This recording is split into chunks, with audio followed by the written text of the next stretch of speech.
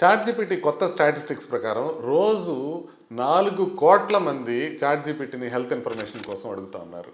మొత్తం ఒక 80 కోట్ల మంది రెగ్యులర్ యూజర్స్ గనక ఉంటే ఆర్టిఫిషియల్ ఇంటెలిజెన్స్‌కి ప్రతి నలుగురిలో ఒకళ్ళు health related question every week అడుగుతా ఉన్నారు.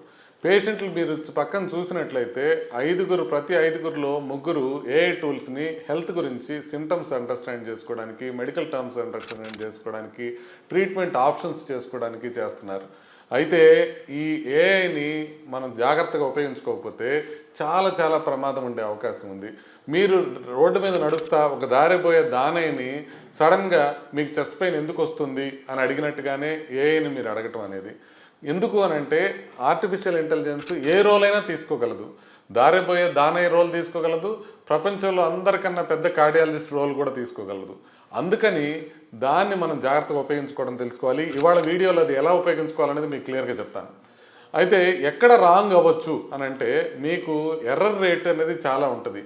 ఏఐ డయాగ్నోసిస్లో error hallucination rate almost 8 to 20% ఉంటుంది అనేది రీసెర్చ్లో తెలిసింది.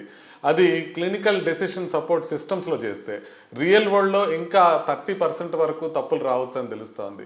హై రిస్క్ సిచ్యువేషన్స్లో ఆర్టిఫిషియల్ ఇంటెలిజెన్స్ స్పెక్టాక్యులర్గా ఫెయిల్ కావచ్చు. ఆల్మోస్ట్ ఒక 70% మంది అట్లీస్ట్ ఒక్కసారైనా తప్పుడు రిపోర్ట్ వచ్చింది ఆర్టిఫిషియల్ ఇంటెలిజెన్స్ అని తెలుస్తూ ఉంది.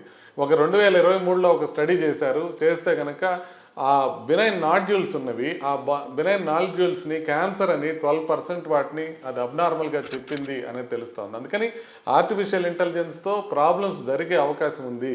స్ట్రక్చర్డ్ మనం ప్రాంప్ట్ ఇచ్చినట్లయితే అది చక్కగా పనిచేస్తుంది. కాంటెక్స్ట్ అనేది చాలా ఇంపార్టెంట్. అంటే మనం ఏం టైప్ చేస్తున్నాం అనేది ఇంపార్టెంట్. దీనికి 3 రకాల ప్రాంప్ట్స్ చెప్తాను మీకు.